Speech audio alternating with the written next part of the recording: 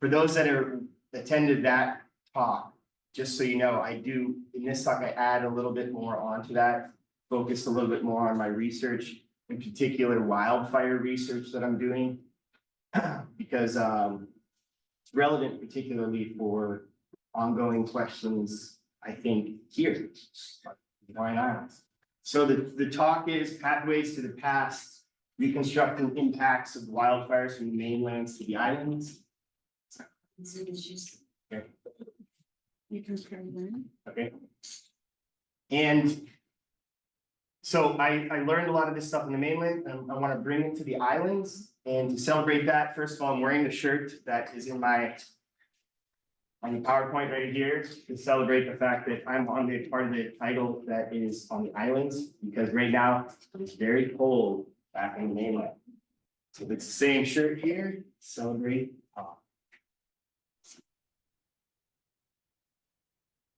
Okay, so short introduction. I was born and raised in Erie, Pennsylvania. I went to the University of Pittsburgh, and from 2005 to basically 2015, where I received a bachelor's and a PhD in geology and environmental science, like Juan mentioned. Growing up in Erie was really, really nice because I grew up on the Great Lakes. Basically, the southern shore of Lake Erie was my backyard. I grew up basically right there, the lower west side of Erie. And growing up there, I could fish, interact with the water all the time. And it set this foundation for an interest in natural sciences as a child that I ignored when I was like a teenager, early adult. And when I went to college, I learned that I could be somebody that studies the environment, and it kind of like activated those early childhood interests that were laid down basically on the southern shore of Lake Erie. In Presque Isle, you can see is a very unique sand spit leftover feature from the glacial period.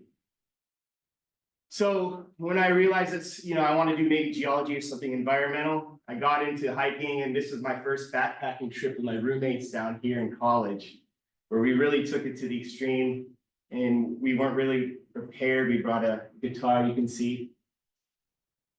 So just a little bit, my personal hobbies. I like to ride mopeds. I have a few mopeds. I like swimming, just plain swimming down at Ala Moana from buoy to buoy. I like working out, doing sauna, and I like eating local mocos and rating them relative to the gold standard in my mind, which is the Zippy's local moco. So I don't care what people say about Zippy's. I like their local moco, and that's how I rate everyone else's local moco. Now, turning to NREM, back on the mainland, I developed a hobby in gardening and agriculture. This picture is the culmination of like a decade of doing that hobby. You may not see the scope, the scale here, but these are 25-foot rows of tomatoes. I was doing like 50 pounds of canning tomatoes. I was growing my own kimchi. This is Napa cabbage here. And again, just through hobbies and living, I developed these different interests that kind of taught me about what is going on in the earth sciences. Like, for example, monitoring water runoff. These drip lines were really interesting in Kansas because it's kind of a semi-arid environment. It's rainy in the spring, but at the peak of the summer, it's very dry. The soils become almost hydrophobic. So if you water them, the water kind of runs off. But if you drip them, you can really use water more efficiently. So Kansas, my first job was also when I encountered fire for the first time. Fire, though, in a different way that we're going to talk about later. This is my first encounter with prescribed burning. So in Erie, Pennsylvania, deciduous temperate forest, very wet, most of the time cold, hardly ever encountered a reason to burn something besides maybe piles of leaves after you raked up your yard. But in Kansas, in the tallgrass prairie, to this day, fires are used to manage the tallgrass forest, or tallgrass prairie. That's a specific term, tallgrass. Just like the indigenous people did. This helps to, first of all, prevent invasives from spreading, allows for fresh grass to grow, which is very nutrient dense for the cattle and what used to be the bison that reigns across all these plains. So that was kind of interesting. I went to Kansas. And I'm seeing these burns, it's very, we look out there and you're like, oh, that's horrible, something bad's happening, but no, that's a rancher actually just doing a prescribed burn. It's super interesting watching a prairie burn that kind of marches along linearly across the grass. There's not enough fuel within the grass above the surface to really cause like a huge flame. So it kind of just burns and dies out and moves across. But I went to Kansas to do a postdoc in wildfires. So I'm seeing these wildfires there, and it's like ideas are churning in my brain. This is one I'm jumping ahead, but I also wanted to just kind of lay out my experience for people that don't know much about me. So I've done a bunch of different jobs. Did my PhD, but during my PhD and afterwards, I also was a craft brewer and a craft distiller of like basically handmade whiskeys produced locally. I worked at Kansas State. I've also worked at Louisiana and came to the University of Hawaii in 2022. My academic identity, how would I identify? So I look at myself as a geochemist and a sedimentologist that studies environmental change caused by human and natural forces. So that's kind of like the broad catch-all of what I do. I focus mainly on the Holocene. So the last 8,000 or 11,650 years. But my focus within environmental changes, that's a broad term, I focus on the impacts from wildfires, droughts, and legacy pollution from land use change. So that's what I'm going to first talk about, previous research, how that set me up for being somebody that could study wildfires in the Hawaiian Islands. So I've done a ton of field work. I've done over a decade of field work across the continental US, Canada, and the Arctic. During this field work, this is just field work that I was doing. I was bringing equipment and tools to do actual field work, not just vacations. Over this time, I kind of became proficient at getting cores from very remote places. And so for the next 10 years, I'm hoping that I will be able to expand from 2023 onward fieldwork across the Pacific. So the beginnings of my, let's call it a career maybe, I guess, in sciences happened actually in my undergrad. I got an NSF REU. And so this allowed me to go to the Arctic for 6 weeks in 2008. And it was an incredible experience. It was during this time that I was convinced that I should be a scientist. I realized you could do something like this for a job, and I was like, oh, that's super amazing. And so I had the time of my life up there, looking around. This is looking down a glacial valley, looking at a sinkhole lake, Congress Vatnet. This is Linné Vatnet. That's Norwegian way to call lakes. Anyway, so this is like my first sediment trap, by the way. I pulled from a lake with Maya Way Haas, who ended up becoming a prolific author for the National Geographic, by the way. Look up Maya Way Haas. She's written a ton for National Geographic. And that was, she was an undergrad like me at the time.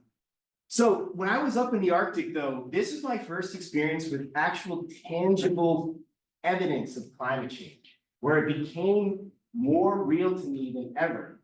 Because, as you should know, climate change in general is amplified at the poles for a number of reasons. But up there in the Arctic, you get to see a lot more than you do in the mid-latitudes. So this is we were there for a couple of reasons. One reason was looking at this glacier, Linné Green. So this is a coastal glacier. So, I mean, it's up in the mountains a little bit, but that's where I'm standing is not far above sea level, a few kilometers away from the shoreline today. Every 3 times or 4 times a week, we'd have to hike all the way up that glacier. There were poles in there that we would measure how much the ice had melted since we were there last. There was tick marks on the poles. So what they were doing was basically measuring how much mass loss happened in the summers during the melting periods and archiving this. And because some summers it would be a positive gain, and they wanted to monitor exactly what was happening with the glacier. So I'm standing, looking at this glacier, and you're looking at it too. The problem with the Arctic up there is there's no scale that you can use as a reference for your senses to understand what you're looking at here. So what I mean is there's no cars, there's no trees. This glacier is massive. So in this picture, I forgot what I want to mention. In this picture, you can actually see a group of people. There is a scale in there. I think they're about 5 to 6 feet tall. There's, I think, 4 or 5 people in this picture right now. That's so you can see the scale. So let me give you the scale to understand what you're looking at. Over here, down in here, there's a group of people at the toe of this ice sheet. And right now, you can barely see it. Oh, there's my better zoom in. See them? Right there. So let's go back out. Get an idea of what you're looking at. So that's a massive glacier, but overall it's a small glacier in the grand scheme of things. That's us walking up that day. What I was doing was catching up with them. Those people right there, that's Jesse and Kristen, we were walking up. Took a bunch of pictures of melting, retreating ice sheets. And so this is all the backstory. The Norwegians were kind of monitoring this glacier Green because the first picture I took was at the tip of this glacier. We're on this mound called a moraine. In 1961, you could see it was already retreating from that moraine. I was standing on that moraine, taking a picture of the glacier that was present in 2008, which was up in here. So it's taking a picture all the way to roughly about there, 2008, when people were standing. So now you can get an idea. That's just how much retreated since the picture the Norwegians took in 1936. So that's real-time ice loss. I mean, you have to change the climate, forcing to change the mass balance of the glacier. No glaciers are sensitive to that. So when I did that, when I was finished that fieldwork, now I finally have like a taste of like climate change was measurable to me. It wasn't just an idea. It wasn't just a press release on a TV or your phone. I could see it in real life. So that was kind of the beginning. I started my graduate school in 2010 and then committed to a PhD in 2012. So I did one of those tracks where I started off as a master's, and by the end of master's, I kind of published my master's and then continued on as a PhD. And at first, I was really focused on paleoclimate. So this was like my master's was a record of water level change in the Yukon using sediment cores. And we did a ton of field work, like I mentioned. So I do want to talk about field work. I hopefully can buy some of this stuff if possible. I learned how to take cores from like really remote lakes using highly mobile coring systems. Like you can see here, this whole coring system I could pack up. With this many, with 4 or 5 people, you can put it all on your back pretty much with the right packs and essentially fly it, pack it, ship it, drive it anywhere in the world, any place to get a core.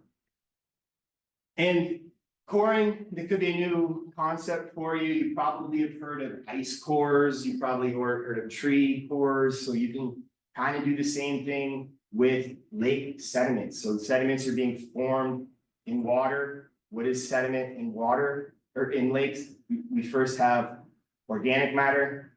Hopefully there's mineral matter produced. This is just like a really, really quick overview. And we have other things like lost pollen, charcoal, pollution, et cetera, that's integrated in the sediment. It falls at the bottom as layers. Then you can extract those. You can go to the middle of the lake, take a core of those layers and measure proxy data.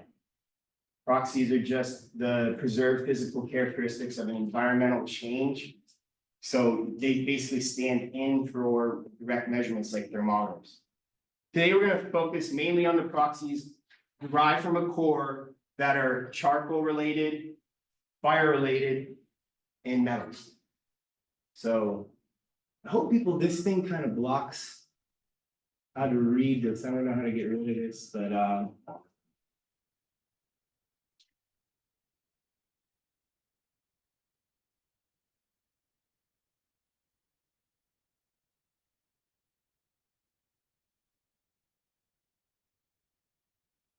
So all those things together, sediment is just a broad catch-all term for everything that falls in the lake, including stuff that's produced in the lake and produced in the watershed, along with a little bit that's blown in, probably from outside the watershed as well.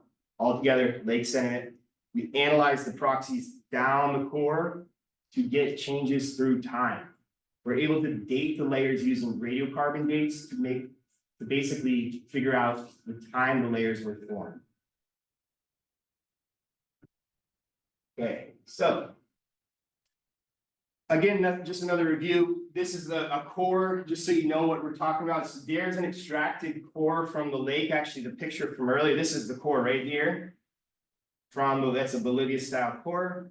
Here's a picture of the core. Here's the depth in the core. This is so you all know what I'm talking about when you look at graphs later on. Now, the dates are these little dots. So those are radiocarbon dates of pieces of charcoal and pieces of wood. Now, these dates in this line relates depth to age, depth. A light bulb should go off when you first understand this. So it is simply relating the depth in the core to time. So I can do this for any core. And you do this for ice cores too. You do this for any core. You have to have dates. So with that core, we were looking at, I think a shift happened in my mind. I started to think about other questions besides climate, like, do humans impact the environment? If they're impacting the environment in the Arctic, why aren't they impacting the environment other places? Can we find other signals of humans outside of, let's say, the carbon cycle? And it turned out that one thing I did was I looked up where indigenous people in North America mine copper.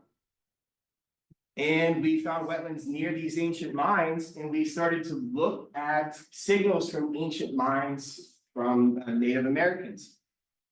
And at the time I proposed the idea in the early part of my PhD is one of the reasons I kept going on there, because my PhD advisor was supportive of this idea, even though it was very, at the time, controversial. We were able to find sites that appear to record ancient pollution. So I just want to focus on one site though for now, because I want to get to the wildfires.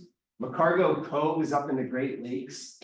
It's Isle Royale National Park is the least visited national park, but it's this really, really cool national park out here.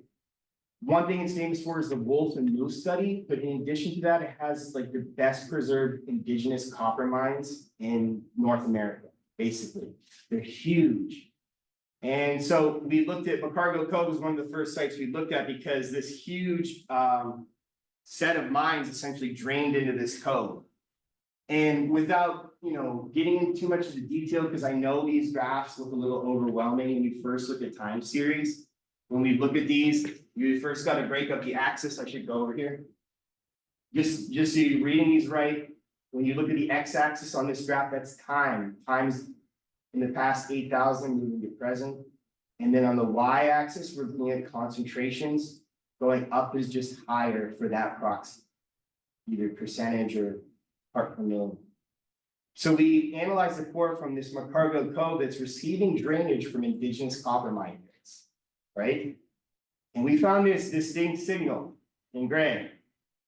And if you did scatter plots looking at lithogenic conservative elements compared to elements that are more typical of pollution, you find this distinct cluster in the black, which I call background, in two elevated periods, groupings. One I call the modern, well, the one is the modern period, so modern mining happened on that island. And then old copper. So this is this indigenous period where we see, oh yeah, even sediment cores are recording environmental changes, not only from our culture in the modern, we can use them to detect the first flickerings of basically environmental changes in the Holocene. So this turns out to be dated to about 6,000 years ago. So you may think, I don't believe that. That's just wiggles in a graph, one core. We did do a whole network of core, but one thing that I branched off into in my postdoc was I started to learn that there's a bunch of copper artifacts up there still found. There's thousands found. They're still finding them. Copper preserves organic material. So there's all these artifacts, and sometimes there's string wrapped around it, or pieces of wood stuck in the shaft of the copper spearhead. when it was broken and lost, because the copper preserves the organic matter.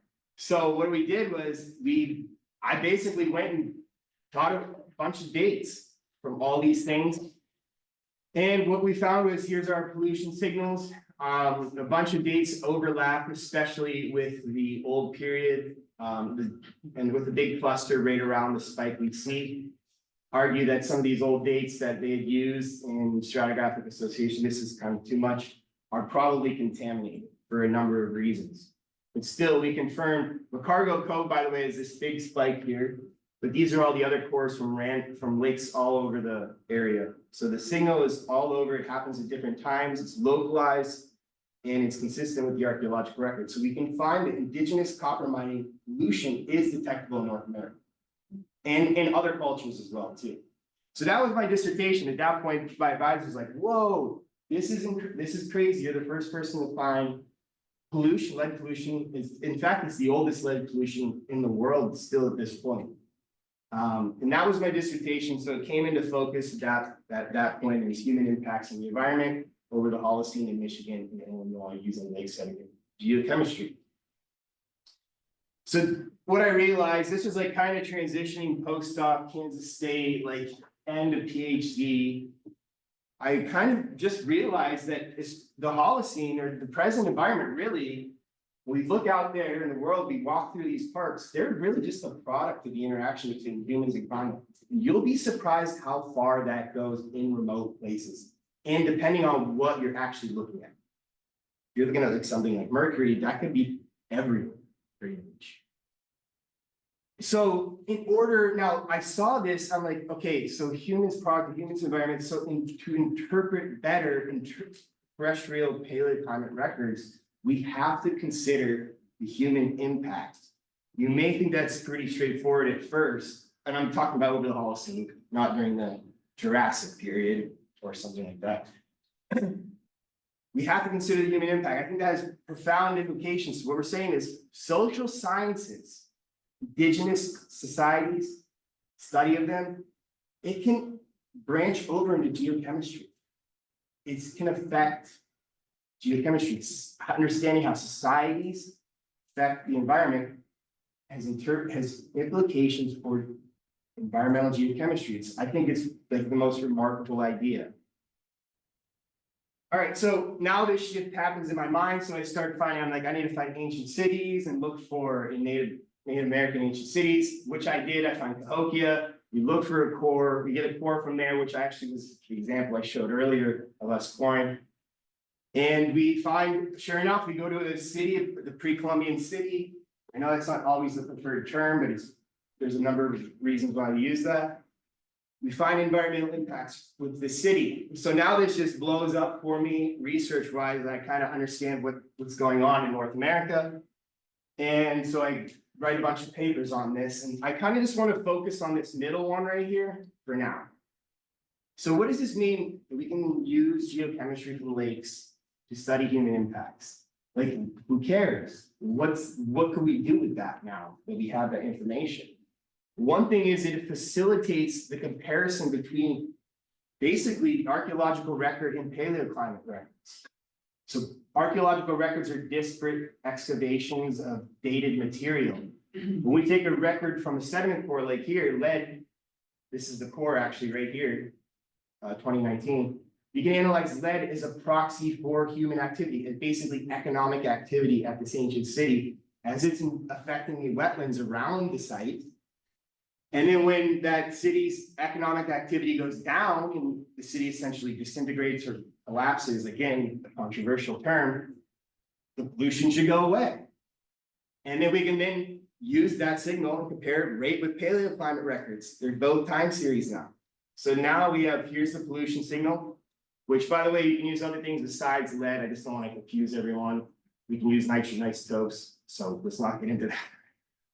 We can compare these geochemistry here with the same exact core, except now I'm isolating minerals and looking at isotopes that is the climate signal. So what we find is this city here, this increase in land use intensity in Cahokia ramps up around 1000 AD, which we know archaeological evidence suggests happens. It ramps up, we see pollution, nitrogen isotopes, eutrophication of the lake nearby. The city, it gets unmanageable, at least in my opinion. They build palisade walls around the city at that point. You can see right here, these are the dates for them. As the oxygen isotopes indicate, it's getting drier. See, what it gets wet, the city explodes. And explodes is my term. And then we see palisade walls being built around the city. Why they did that? Up for debate. The last palisade walls are built around here when oxygen isotopes suggest it's the driest period. So I know it's kind of been one of those things that, droughts cause the collapse of the city. I think, in my opinion, that droughts had a big impact on the pre-Columbian city of Cahokia near St. Louis. And then, by the way, that's all near St. Louis, if you've been there. If you drive across the country, you should stop and see Cahokia. It's the biggest earthen mound in North America, and the area of it is bigger than the Giza pyramid. It's all built of soil. So my first job is focused on fire. It was postdoc with Kendra McLaughlin at Kansas State, and she's now the program director at NSF. And we were studying these wildfire and related environmental impacts. So one of the first papers I looked at, one of the things I was interested in was mercury. So this is geochemistry. This is the proxy idea. So I want to know, we know mercury in the 20th century, early 21st century is way above natural variability found in the geologic record. But what causes mercury to vary naturally outside of human impacts? For example, wildfire. Can wildfire mobilize mercury in soils and cause it to go up, right? Nobody really has done that. At least it's kind of hard to get in this case, this is a 9,000 year record from this lake in Michigan, basically the peak record. And I measured mercury in it back 9,000 years to understand what was driving this variability. So anyway, here's the lake, Copper Falls Lake. It's up in the Michigan area. This big focus for my dissertation. It's a lake up on a ridge, a tiny little lake up on the ridge. This is the watershed around the lake. And so we analyze both mercury and charcoal in the sediment. So when I say I'm analyzing charcoal in the sediment as a proxy, what I'm doing is treating the sediment to bleach all the organic matter. And then I'm sieving it and separating particles by size. The charcoal sizes we look at are greater than 125 micrometers. So they can't fly in from very far, basically. 120, they can only travel like between 1 and 10 kilometers, depending on wind. So this is the charcoal here in the red. So again, char greater than 125 micrometers. Concentrate, and this is calculated as a flux, so just red up is more charcoal, more fires, right? And so you could just basically use your eyes to trace this along to see that, oh, sure, for sure in Michigan, we know fires have varied quite a bit. The late Holocene in Michigan has been very wet. So there's very little fire activity. But in the early Holocene, we know paleoclimate-wise, it was a bit drier. So we did look at mercury here, and we show that this dry period is associated with higher fire and drier conditions in UP of Michigan. So we kind of speculate on a bunch of reasons why we think how this climate drove basically mercury emissions and released it from soils more or less. So with Kendra, she was mainly, the Great Lakes was kind of my dissertation stuff. Kendra is more into near Kansas State, the Rockies area. So I kind of in transition with more focusing with her group on Colorado.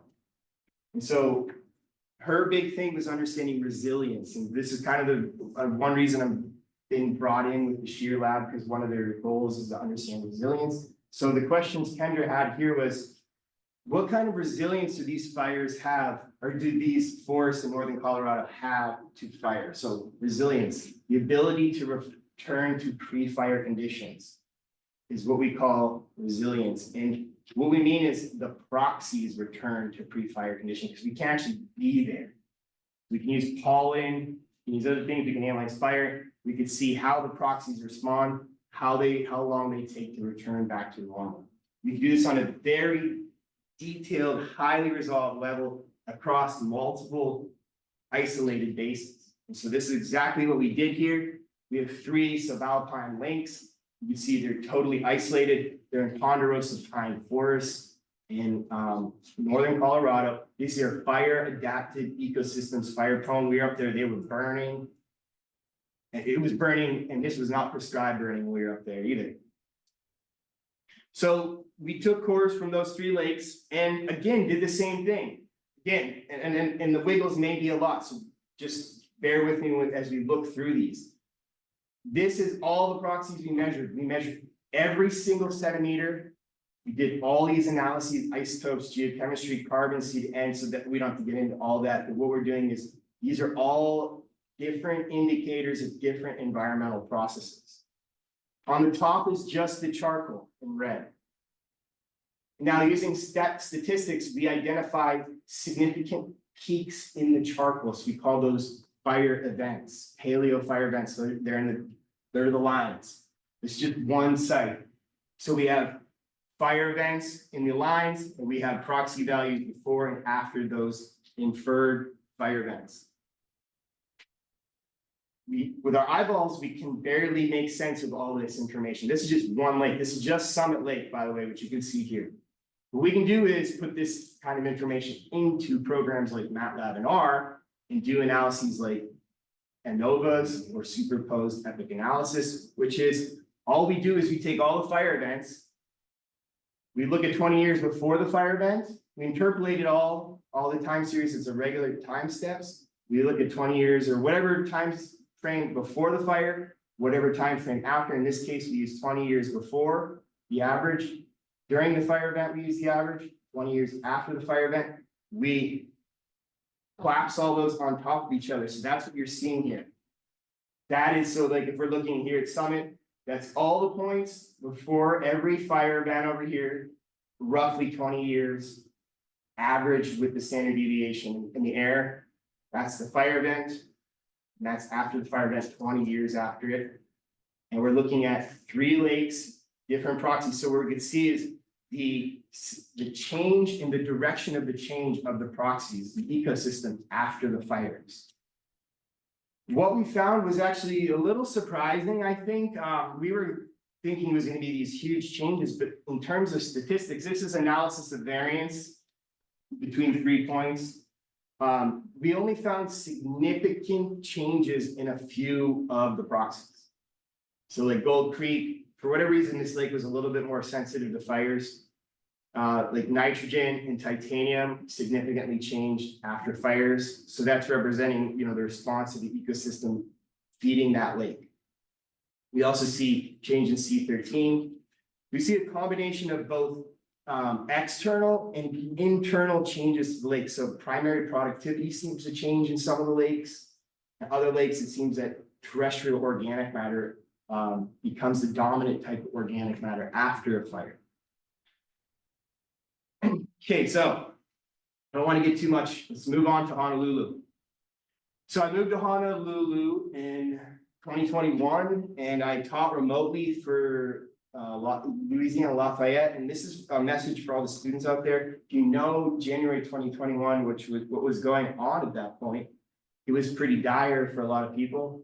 I had to move here with my significant other who got a job, so I didn't know what to do. So I taught remotely for Louisiana, and I did everything to reach out to make contacts in the new place I moved. If you're an academic and you have to move, you've got to do this kind of stuff. And I ended up landing a colloquium at SOAS in 2021. And when I did that, I basically got an interview here afterwards in geography, and landed me the job like a year later when the hiring freeze was removed. And all during this time, I kept publishing. And so I kind of had like a 2-year vacation in Hawaii while I was working for free as an academic, and my wife supported me. So, and I was lucky for that, and I'm grateful for that. Anyway, so I moved in 2022 is that lecture, like we mentioned, but this is when the fire research in across the Hawaiian Islands began. And this is the collaboration with Dave Beelman. Dave Beelman has helped me out immensely with this university. And so thank him all the time. This is the best picture I have though. And so this is we're looking at cores. These are cores from this remote island, Lake Song, you may be familiar with. Way out there, it's like an atoll, but it has a little lake on it. We went out there at the USGS and got some cores. So when I started lecturing, him and I kind of joined forces because he does core research, except he does cores from bogs. I did more standing water cores. He has been here for 15 years taking cores. So he has a pretty good archived core set. And he knows other places that are good to probably core. So we put together all this network and I took some of his archived cores and I used the same techniques I've learned for analyzing charcoal bin for fires during my postdoc and PhD. And so we started this project and it was really kind of interesting. And so just to tie it back to the abstract, what can we, with these proxies, I want to make sure we come back and hit the end of this abstract. How can I use these proxies to understand the questions like fire frequency in Hawaii before human settlement? How often did it happen? Can we infer that? Is it non-existent? How does climate impact the frequency of fires, both before and after human settlement? I'm talking both Polynesian and Euro-American settlement.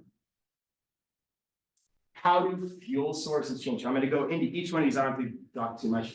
And then how do humans affect fire regimes on the Hawaiian Islands? I'm so glad Clay is here. So bringing it back to the Hawaiian Islands. Okay, so these are our first two core records we analyzed. This is the second time I've showed this data in public, besides the seminar I gave. So we are looking, again, let's first break the axes down. This is years before present time. We're looking at years BP. Present is always defined as 1950 if you don't know that. So when I see 0 BP, that's 1950. I put the other way up there just in case. I know I should be pointing over here. BC over here. And in this case, we did something slightly different. I analyzed charcoal that was 63 micrometers in grade. There was a couple reasons for that at first, but I'm so glad we did that because previous research had looked at more coarse charcoal 250 micrometers, which is gigantic even for Colorado. And they found no charcoal in these previous studies from the 90s, no charcoal supposedly, but they were looking at too coarse. So I think when you look at 63 micrometers and greater, for a number of reasons, we have finer charcoal in tropical environments because of the styles of leaves and the bark versus fire adapted ecosystems, that it just generally produces finer charcoal, in my opinion. We see variability, first of all. So let's first of all talk about fire frequency. So 1950 is here. We can see, I break it down up here. Here's 1950 going back to 1800. So we have the arrival of Cook, 1778. I'll just give you a second to digest this while we're looking at it. So remember, up peaks are little fires. You can see large peaks are, it's kind of a quasi magnitude. So more charcoal we kind of say is bigger fire, but there's a number of ways that would not be true. You can see overall, after 1950 at Pepe Opai, so by the way, Pepe Opai is on the bottom. You can see that that's Molokai and Kohala and the island of Hawaii. All right, so yeah, so we see some interesting variability. What do I want to talk about here? One thing else that I do want to mention, we see this very rich charcoal rich layer, Pepe Opai, in the core, dated to something like, right around 12 to 1300 years BP. So this is theoretically before the Polynesians, but our age model is not that great here. But if the dating turns out to be true, there is a huge, this is basically a layer of charcoal in this bog. And I just call it a charcoal rich layer here because otherwise it would be off the scale, just basically charcoal. Pi is in the cloud forest. And if this date is truly before Polynesians, how did a cloud forest burn without any human ignition sources? I mean, something I've been thinking about. We want to do more dating on this because there could be a possibility it could shift up here with a different radiocarbon date. And we can maybe make the argument that perhaps it was like initial burning from Polynesian settlement. But even up at Kohala, we still see variability. Kohala is it's on the wet side of the steepest rainfall gradient near Waimea. So Kohala is a bog up on top. And again, we do see variability indicating fire activity both before and after. But I think a little bit of a notable uptick after Polynesian. So these are just the first two sites, by the way. Remember, I want to do a whole network of sites across the Line Islands to look at different things. These are both high elevation sites, by the way. So we may see signals. Other literature suggests low elevation sites may have more of a human impact early on. So these are all things we have to explore in our questions. So that kind of brings us to the whole network. So the other question we have is climate. How did climate affect charcoal variability and therefore fire variability in the past? Well, to first do that, we have to choose sites that span a wide range of climate conditions found out here. You know, there's tons of microclimates, the windward, the leeward sides, high elevation, low elevation. So we try to find sites near the coast, up in the mountains, everything, Malcolm, Mackay, all over. And we more or less broke them down into two major groups. We hypothesized that higher char and more frequent but less severe fires will be found at core sites with evapotranspiration rates that regularly meet or exceed total rainfall. So it's kind of dry. And then we predict that infrequent but severe fires will occur when the rainfall regularly exceeds evapotranspiration. So it's essentially just looking at these two graphs, we found sites that span both of those climate conditions. So when it's wet in a place, mostly all the time, you accumulate fuel. So you may not have very frequent fires, but when you do have a fire, it's huge. In other places where it's pretty dry, like Kansas, you have a lot of infrequent fires, right? Because it's regularly dry. Evapotranspiration rates regularly exceed total rainfall. So that's one way we're getting at the climate question. So what we do is when we have these network of sites, you know, so like 10 or 12 done, we can look at average char rates. We can look at statistics of the peaks. We can look at how many fires have happened over the last 2,000 years based on a stat model. We can look at fire return intervals and then do the same kind of correlation between rainfall and evapotranspiration to get at those questions. So maybe we'll find that very low fire return intervals happen in these wet places. And we'll find higher fire return intervals in other places, or maybe we'll find something totally different. Maybe we're not going to find many fires at all, which would be interesting. So fuel sources, you know, going back to the abstract, we can also look at fuel sources looking at cores. We know since Polynesian and Euro-American settlement, tons of species have been introduced. We almost done, okay, 4 minutes. And so this had a major impact on wildfires, especially these fire-prone grasses that were brought with cattle. So this had a huge impact on fire, these vast expanses of these fire-prone grasses and shrublands. So at Kohala, this is the first site. This is the core, except now I'm switched. I'm just to confuse you. I took the age model away. I flipped the core up vertically. We're looking at the core, looking down to 120 centimeters. And we're looking at the fractions of charcoal in there. So the size difference.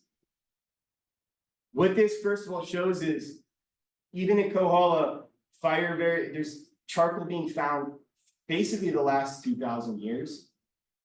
And the previous researcher there likely missed it because they did over 200 micrometers. So this shows that over here, if we just analyze 150 micrometers or greater, essentially it shows there's no fires, right? Except for the modern.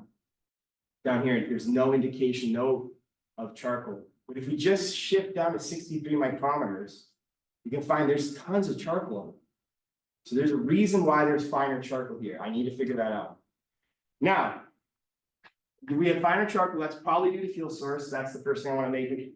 Now, with our collaborator on our proposal, we want to look at polycyclic aromatic hydrocarbons. So these are tar molecules. They're another product of incomplete burning of biomass along with charcoal. So charcoal is produced as incomplete burning, right? If it was completely burned, it would turn to CO2 and water vapor and residual ash. But PAHs are just very fine, essentially tar molecules, the same thing cigarette smokes, we talked about tar in your lungs, those are poly PAHs, right? So, but different types of plants, when you burn them, produce different types of tars, just like tobacco smoke. And so we can look at things like molecular weights, different molecular weights, PAHs, through time to look at how fuel sources have changed. And we have not done this. This has not been done out here. It'd be totally a novel study, and that's why we're kind of pursuing it in addition to the charcoal. But what we can do is, see that increase there? We know charcoal goes up, did the PAH's signatures. We can look at ratios of different molecular weight PAHs, and we know grasses have a certain signature. We know endemic or woody vegetation has a certain signature. Maybe there's other things. I'm not an expert in everything related to that. But we can essentially, hopefully come up, yes. Previous researchers have shown that anthropogenic burning tends to release higher molecular weight PAHs. Those are actually different types of PAHs.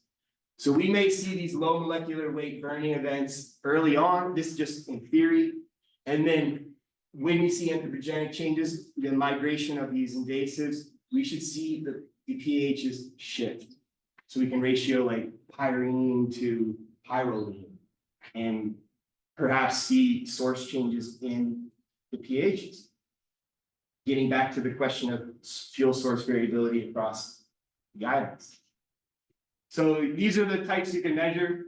Colin kind of put down the foundational paper, at least in my opinion, 2021. And from a Borneo peat core looking at this and shows that you can trace burning fuel sources just using PAHs.